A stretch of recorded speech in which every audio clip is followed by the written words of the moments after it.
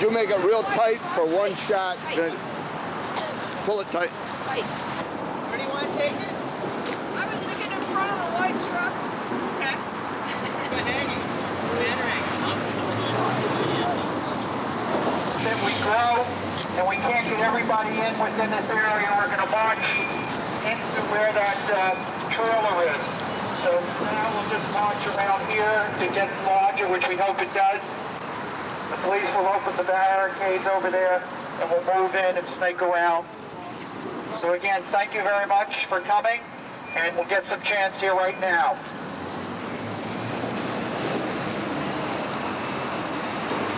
Folks, let's move it out here.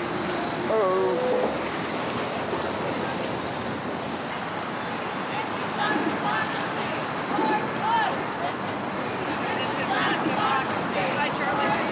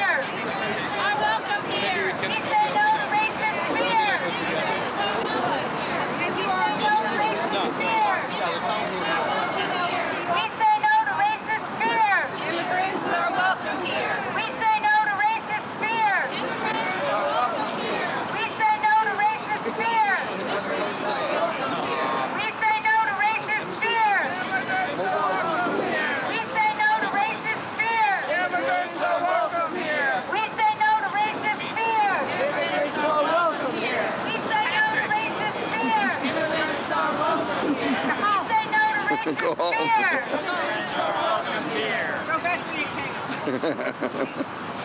George Bush, set them free. This is not democracy. George Bush. Set them free. This is not democracy. Ashcroft. This is not democracy. Ashcroft. Set them free. This is not democracy. George Bush. Set them free. This is not democracy. George Bush. Set them free. McElroy, set them free. This is not democracy. McElroy. This is not democracy.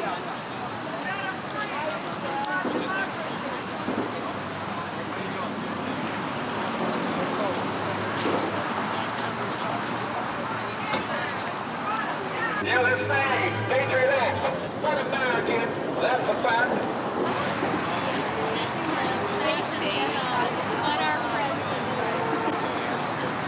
INS, FBI. Hi, Eric. Time to let the detainees go. So let me try this one. I say hey, hey, ho, ho. You say time to let the detainees go. Ready?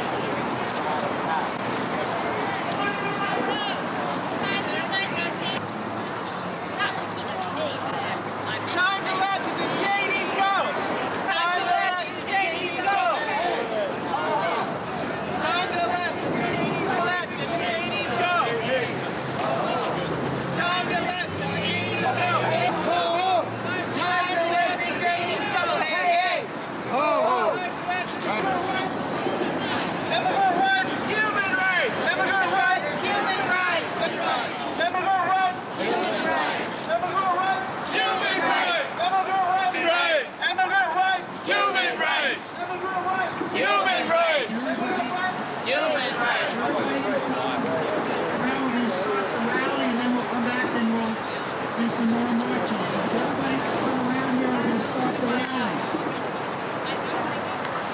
Week, we're going to have some announcements. Next Saturday, we're going to have a march and a rally. So we're going to give you the details of where we're going to meet, and then we're going to march to the detention center. Remember, we are here because we want the names. We want the names of the people who have been detained. We have lots of questions about what the Bush-Ashcroft policies have been with regard to secrecy post 9/11. And as we've said over and over again, history will judge the Bush administration by what they have done post 9/11, but history is going to judge us, the people, based on what we do in reaction to what our government has done in our name. And one of the things we want is we want to connect the dots. We want to find out who they picked up, why they picked them up, and why people are still in this facility almost 5 months after 9/11. We have Major Owens here today who's going to speak. We want to thank Major for coming. We have a written statement by the congressperson who represents this district right here, Gerald Nadler, and Omar Mohammadi will read that. But our first statement, last week we told you we were going to write to the warden. We've written to the warden. Amira Habib Brown will read you what we wrote to the warden.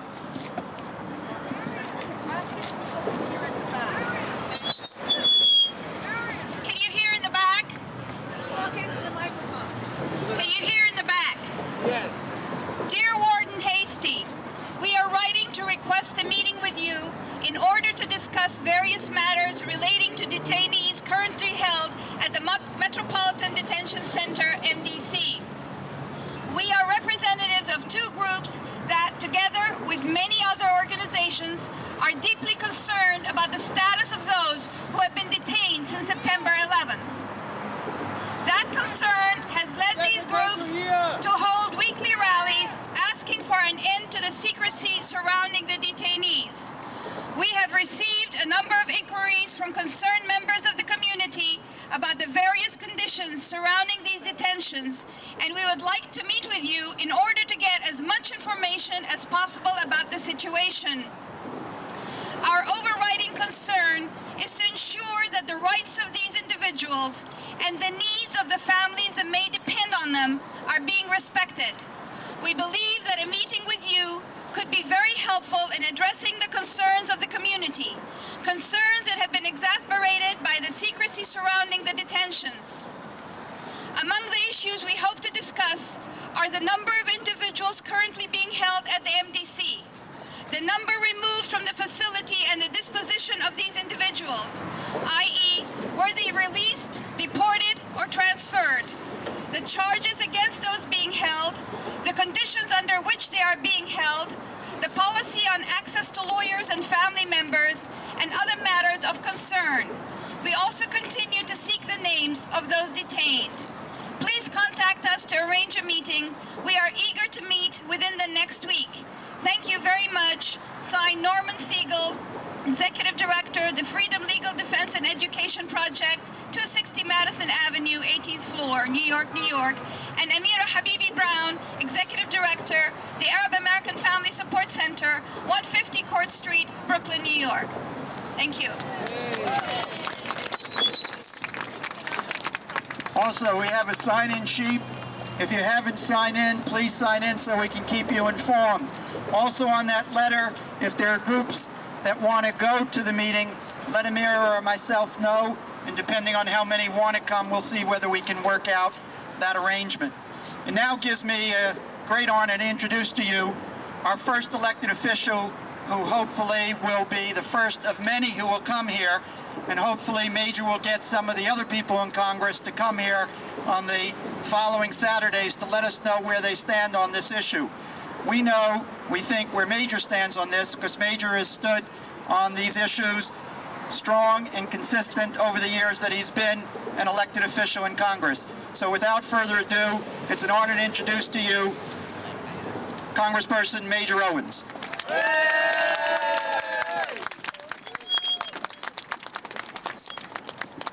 Thank you very much for being here. I think you ought to know that common sense questions like give us their names and tell us the charges, common sense questions asked by ordinary American citizens will do more to preserve our freedom and our liberty than all the guns and the bombs that we manufacture in this country. These simple questions expose the hypocrisy. These simple questions expose the fact that there is a manufactured hysteria going on, and they want to keep it that way for several reasons. Great injustices are being done, not just by the INS authorities, but it starts at the very top with certain people like Ashcroft and certain members of the U.S. House of Representatives and Congress who are very much anti-immigrant. They were before September 11th. They are even more so now, and they see a great advantage. The greatness of America is that it is a country of immigrants. Diversity is one of our strongest tenets, but there are a lot of people who don't feel that way, and they're taking advantage of the present situation. And we ought to know that. We ought to question them. We ought to push them to the wall. There's also the problem of incompetence, covering up incompetence. There's also the problem of being power hungry. Ashcroft, CIA, FBI, all of them have their problems when it comes to simple competence. And people are being held, numbers are being kept up there to make them look good because some other things that ought to be happening are not happening. It was the CIA and the FBI. Nobody wants to oversimplify and say that September 11th could have been avoided. It's simple to avoid it, but it was the CIA and FBI which, despite the fact that throughout the world we have an electronic surveillance system that covers the entire world with satellites. And anybody who speaks on an electronic device anywhere in the world can be picked up. And we had many of the messages of bin Laden and his people, but they were left there untranslated because we didn't hire enough Arab translators. That kind of incompetence, despite the fact that we've had Arab sabotage since the Arabs bombed the barracks in Beirut under Ronald Reagan, and most of the other sabotage has been committed by Arabs. There were not enough Arab translators. Incompetence. For 10 years, the man in charge in the CIA of Soviet counter-espionage was on the payroll of the Soviet Union. Eldridge Ames is his name. For 14 years, the man in the FBI in charge of Soviet counter-espionage, Robert Hansen, was on the payroll of the Soviet Union. They only caught him a couple of years ago. Gross incompetence of agencies that are sealed off from any scrutiny by civilians. They are more sealed off than the regular military. Even members of Congress cannot see the CIA budget unless you give up all your rights to criticize it. It's kept in a room at the time we're considering the CIA budget. You can go look at it, but once you look at it, you can never raise the voice against the CIA again, or you could be arrested and deemed a traitor. So we have all those factors. the incompetence, the cover-ups can cause a whole lot of suffering. I know of quite a number of individual cases that we're working on, but at one point they had as many as 480 people in a house of detention, in a jail, not a house of detention as comfortable as this, but a New Jersey jail was contracted to hold people. There 480 people. One man died during the process. We have a citizen over there now that I'm trying to get released, who's a millionaire, multi-millionaire, gone back and forth to Pakistan many years, back and forth, and suddenly he's arrested for some minor infraction that he was guilty of many years ago, but they overlooked it. These kinds of things are going on because they want to keep the hysteria going. They want to make it appear that we have enemies we don't have. They want to do things that take our minds off the real focus that our government should have now.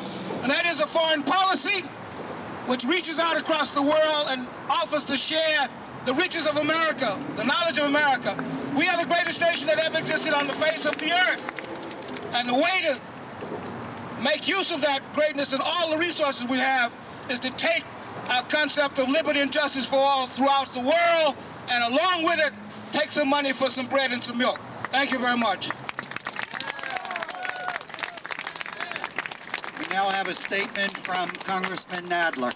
Omar Mohammadi will read it. People of goodwill, good morning. Thank you for being here.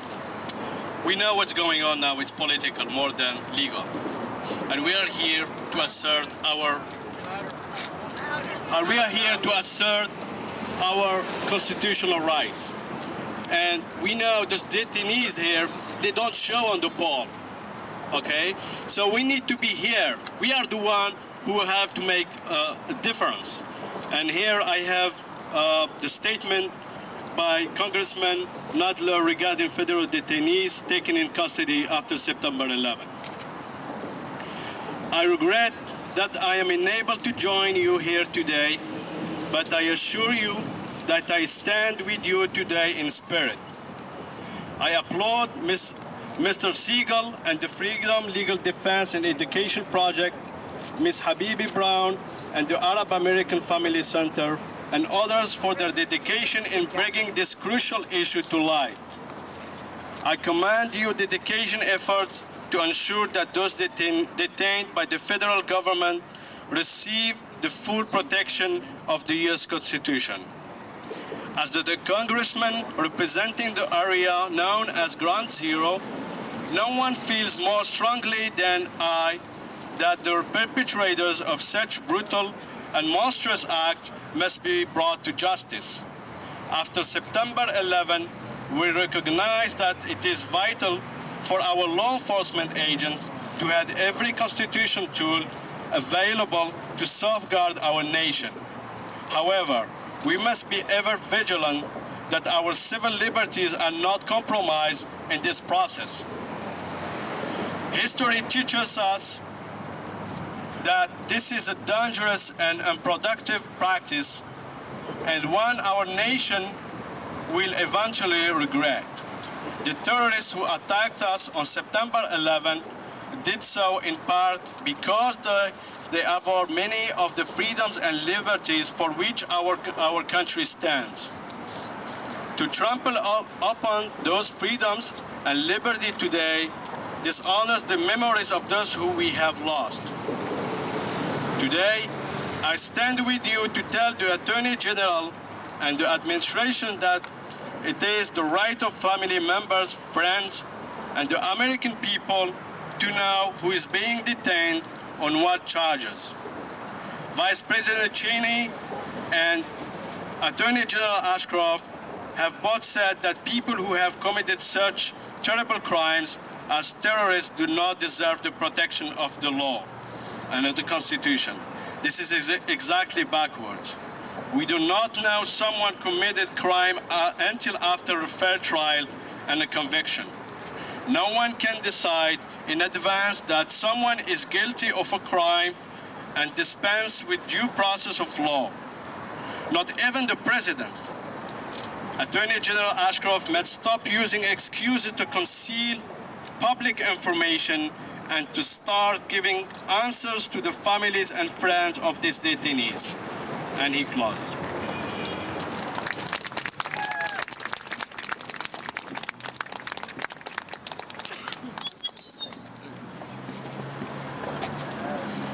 And now I'm very pleased to introduce a very strong community activist and very outspoken New Yorker, Charles Barron, City Councilman from East New York.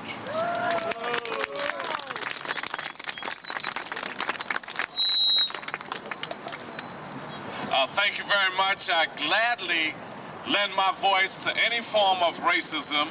Anytime that you incarcerate, anytime that you detain people because of their ethnicity, that is a hate crime. And we got to be against hate crimes.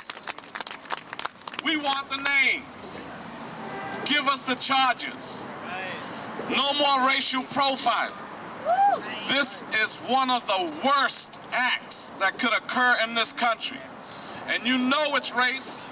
When Timothy McVeigh did what he did, they didn't round up everybody that fit his profile.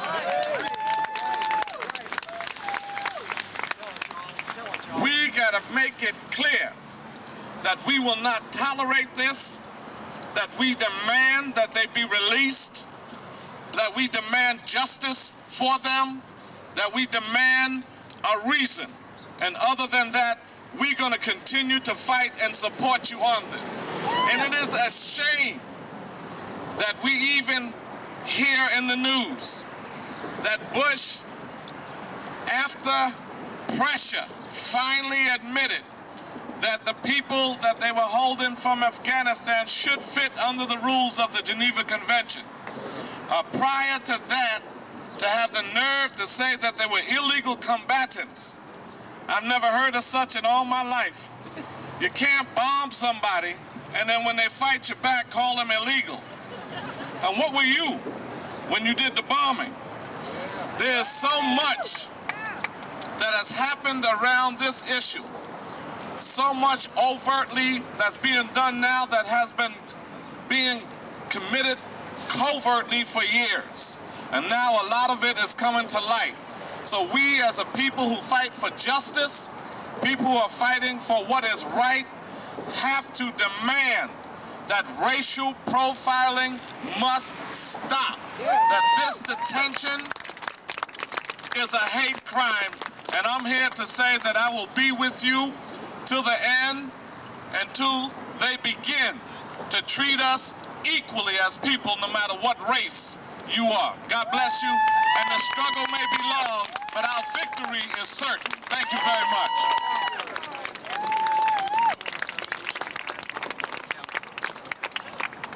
We're going to ask Charles before he leaves if he would be willing to spearhead and lead a resolution in the New York City Council which basically says we want the names and we want this to happen immediately. Charles? You have my unequivocal support. I am honored to get to my colleagues, and let's work on that this week. Could you get some of your colleagues to come out here on Saturday after Saturday? You got my commitment to that too. Norman is real slick here. He knows how to work.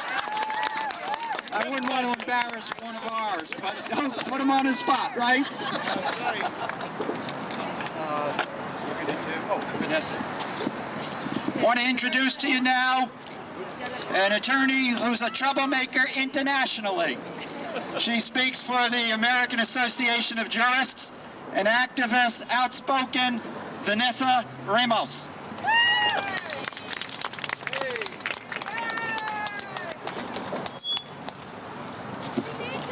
Good morning. The American Association of Jurists is an international organization with consultative status at the UN. We are very concerned about the restrictions to civil liberties, and we're very concerned about the situation of the detainees. This is like a dismissal of the rights to due process everybody's entitled under the United States Constitution.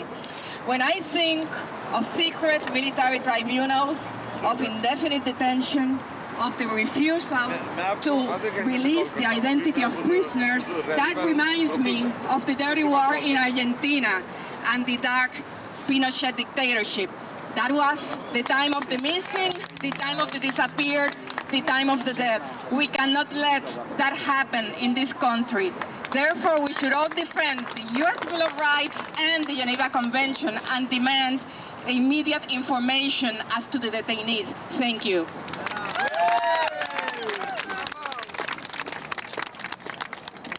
We have a statement from a detainee that will be read. Wow. Okay. This is actually not a statement from a detainee that will be read. This is a letter to the head of the INS.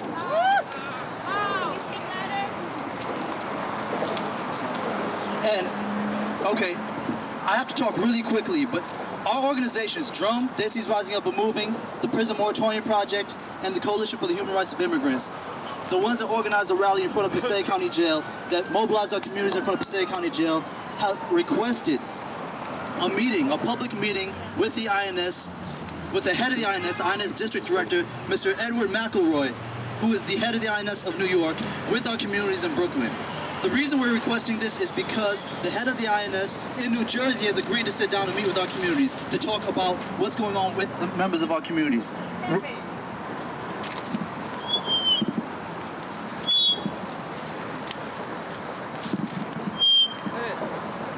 close to the mic.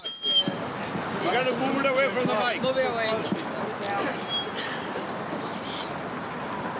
Real quickly, all we demand and all we ask for right now is to sit down and have a conversation with the head of the INS of New York to talk to our communities about what's going on with our families. That is all we are demanding. We're not demanding anything else. Don't get me wrong. We want brothers like Ansar Mahmoud, who's locked up inside right now, to be free.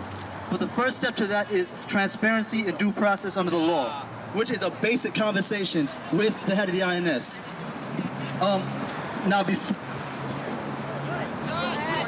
Okay.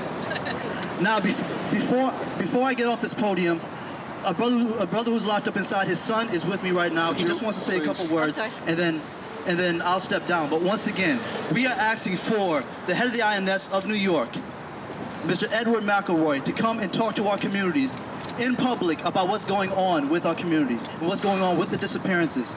That's all we demand, is a conversation at this point.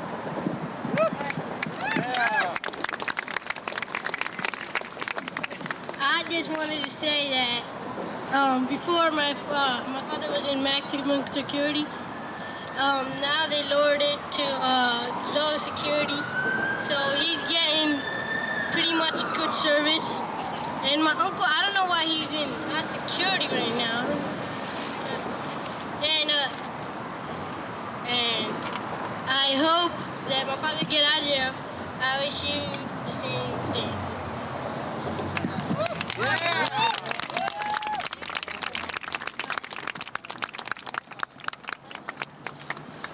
It's now my pleasure to introduce Ray LaForest from Local 1707. Mr. LaForest is an activist in the Haitian community, and we're very pleased to have him here with us this morning.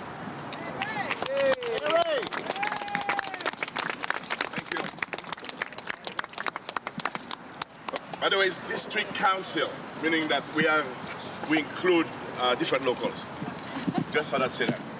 Good morning, good afternoon. It is very important for us to be here today. What is happening is very serious, and it implicates all of us. Being Haitian indeed is a privilege. However, it carries a price quite often. Recently, following the coup against Aristide, we saw as many as 50,000 Haitians locked up in Guantanamo and being denied due process.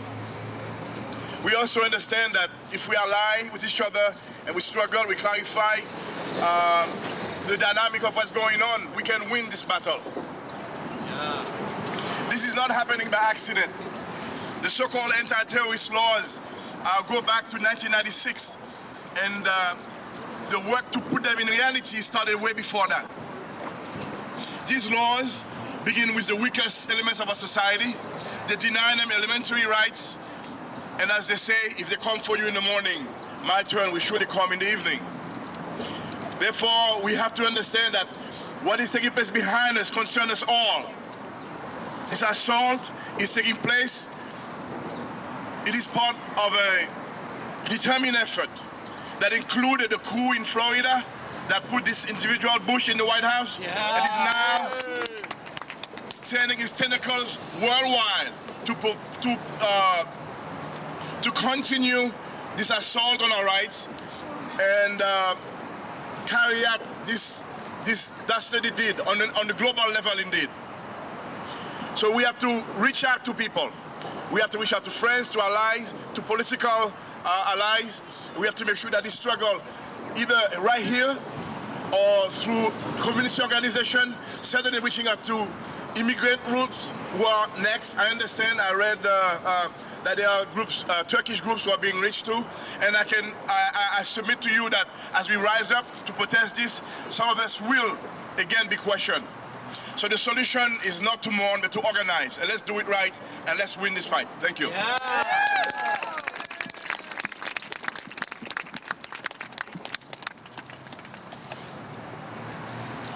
Now we'd like to introduce Rusty Eisenberg. She's the co-chair of Brooklyn Parent for Peace. And I'd like to ask Karen to come up to tell us where we're going to start marching next Saturday. Okay.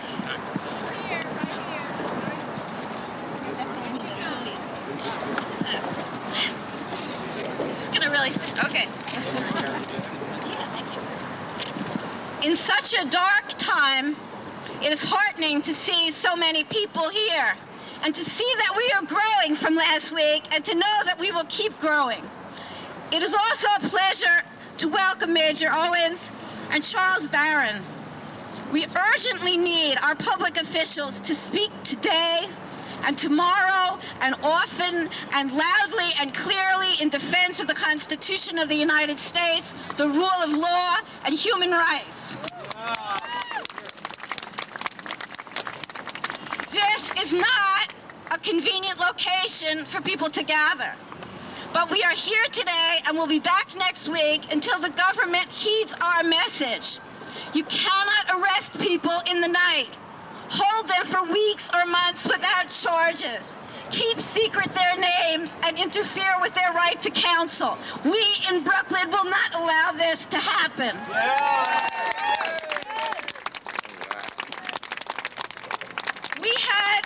We had 2 hijackings this fall.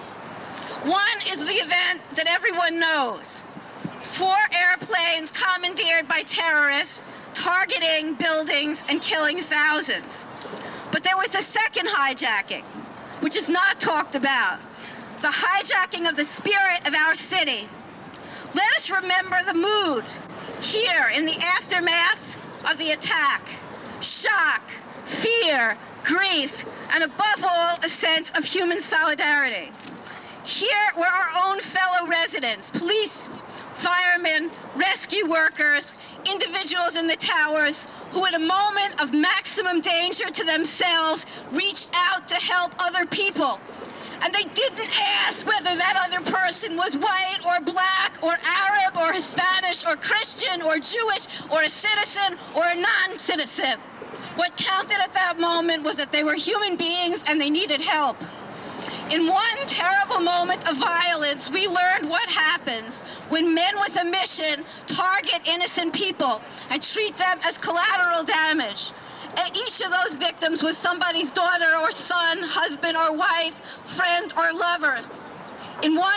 But then the president came to town, and our senators, and the press began whipping up fear and hatred, and we were primed for oppression and war.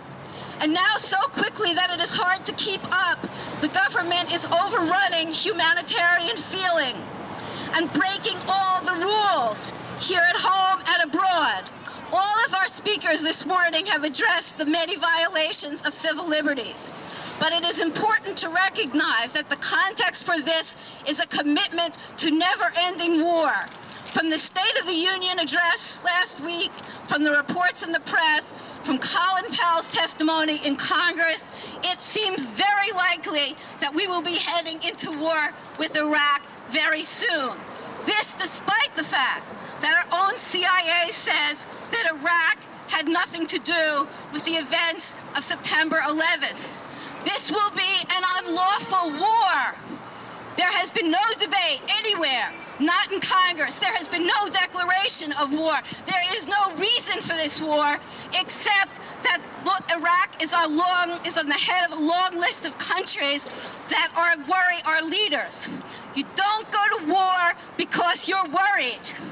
This is a recipe for international anarchy, and it is a recipe for suffering and destruction on a scale that will make the events of September 11th be very small in our minds.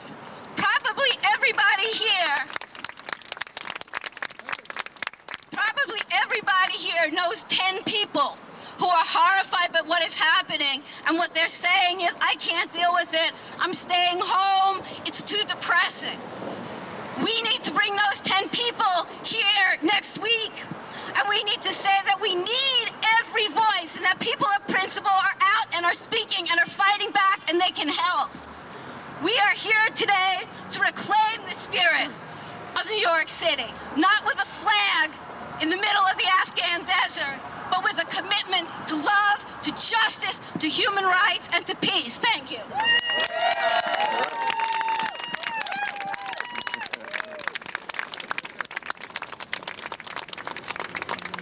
To continue on with what Rusty has just said, next week, next Saturday morning at 11 o'clock, we are going to start marching to this spot. Important, 11 o'clock at Pritchard Square, 15th Street, and Prospect Park West. If for some reason you can't be there, can only get here, great, come here. But all of the speakers are telling you we need more people. The more we will get our voices heard, and it is important, and that's why we are going to march next Saturday at 11 o'clock. Okay, thank you. Oh, how many people will march with us on Saturday? All right. And bring, as Rusty said, 10 people with you. Thank you. We have one final speaker that Omar is going to introduce, but I just want to let you know, we had our own surveillance, and everyone who raised their hand, we got you. So next Saturday, we're going to check you out to see whether or not your representation is worth very much. Omar? Thank you. I'd like to introduce the last speaker. Her name is Aisha Al-Haddawiya. She is Executive Director, Women Islam, and also she is with the Council on American Islamic Relations. But before she comes to the podium, I'd like to say one thing. I'm a Muslim, I'm an attorney, and I work with the civil rights organizations, and I work with CARE. And it's paining me to see few Muslims here. And I call upon the Imam Musa, who I see here, when I'm very happy with him being here, and also Imam Abdurrahman. And I call upon you to call on people who come to the mosque to come every Saturday here. It's their duty. They have to be here. I was one of the mosque, and I was talking to people about their rights. And one person came to me and he said, I'd like to speak to you about something. I said, go ahead. He said, I'm afraid the FBI is around. I said, why, something serious? He said, no, I just want to have my citizenship, and I'm afraid if the FBI will hear that, they won't give me the citizenship. This is the kind of fear our community is having. This is the kind of fear. But we have to tell them they have nothing to fear. Because if they don't do anything, they are normal citizen or they are lawful immigrant. They have nothing to fear. They have to be here. Please tell them. Please speak to the Islamic communities all around the city. They have to be here. It's their duty to be here. Please. Thank you anyway for being here. And now I introduce Aisha Al-Haddawiya. She's coming here to the podium, and thank you for coming. It's my duty. Assalamu alaikum. I'm sorry I'm late. I went to the facility on Smith Street, actually, so you can imagine how turned around I am.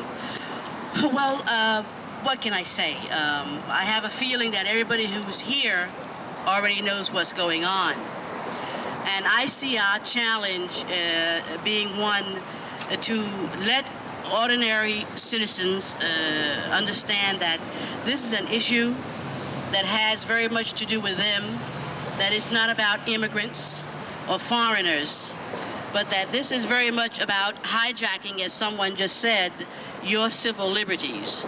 And the democracy that we all claim to believe in is really being hijacked right about here. And it's up to American citizens to stand up and be counted and speak out about this. Now, what Brother Omar just said, I agree with wholeheartedly. But I also say that those people have something very much to be afraid of.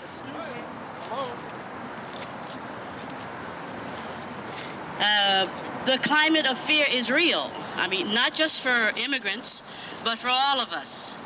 And I would like to know, how is it that we can go about mobilizing those people, winning over those people who are feeling safe nowadays?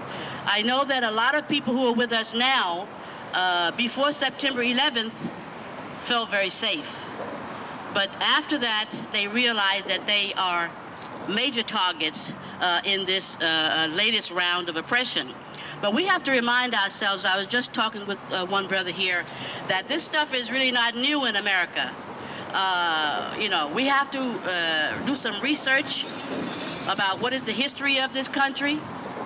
We have to look at the old slave codes and what that means in relation to the current round of oppressions, and find a coalition with those people who understand what it is to be victimized, to be targeted, to be marginalized, and denied fundamental human rights. So really, we have some serious work to do. The brother just said the next one of these, you should not just show up by yourself, you should bring someone.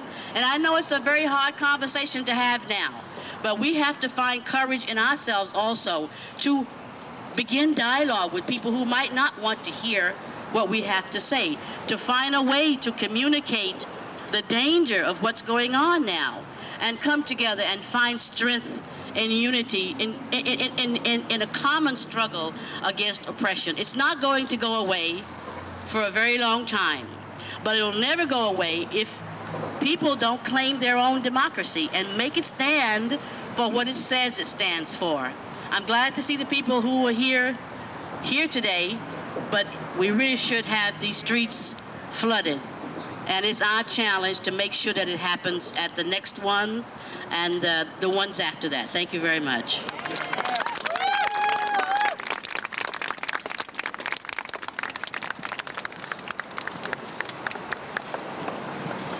Okay, we are going to march for another 5 minutes, and then that's going to be the end of our protest today. But I want to take this opportunity to thank all of you for being here, for coming out, and I too want to encourage everybody to bring more of your friends and neighbors and people around that really want to do something. I know, as so many have said, that a lot of people really want to do something, they're anxious to act, but they really don't know how. As an organization that serves the Arab American community, I know that our community is afraid of coming out. They don't know when that knock is going to come in the middle of the night. They don't know if they speak out what's going to happen to them next. We can speak out as an organization, but as individuals, they are really frightened because they see what's happening. Those who are in detention don't know what their rights are and don't know how to reach out and get help. So if we don't do it, I don't know who is going to. I do want to thank our public officials and our speakers. I really appreciate your being here. It is so important that you speak out, and we hope that as the weeks come, the next few weeks, we'll get more and more of the public officials that will speak out, that will work with us, so we can all come together, all organizations who will come together and do something about what is going on in this city. We are New Yorkers, we love this place. Those who are in detention are also New Yorkers and they love being here. Let's help them, let's find a way to be there for them since they cannot help themselves. Thank you very much again for coming, and I hope to see you and a lot more of you next week.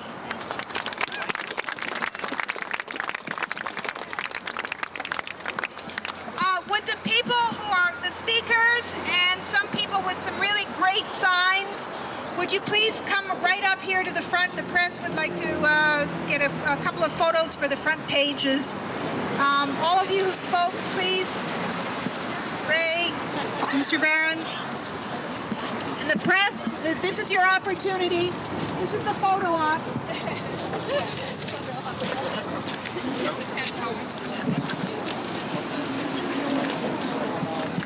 All those sponsoring groups, if you have your banner here, please bring it up so we can get you a little PR.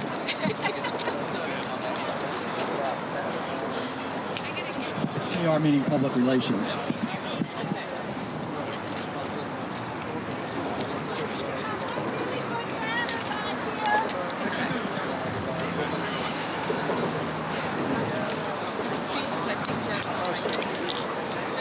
This one.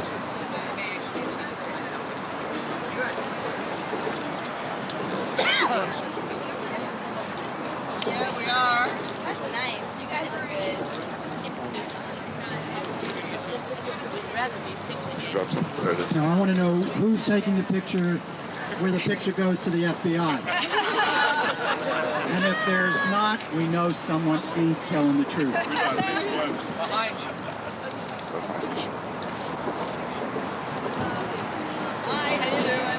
Thank you all very, very much. Let's march a little. Where's the bullhorn?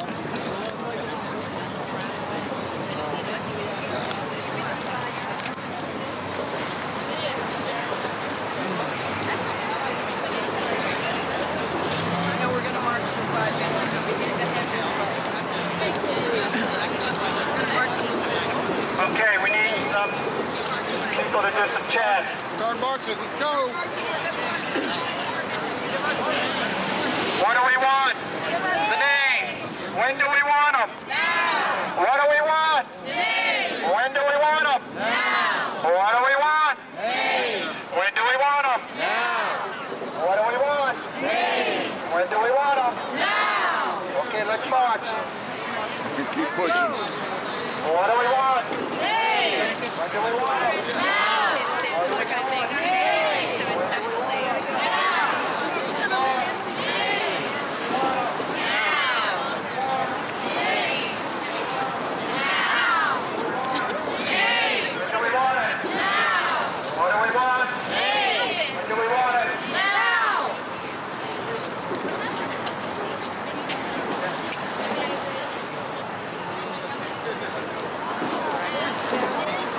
All right.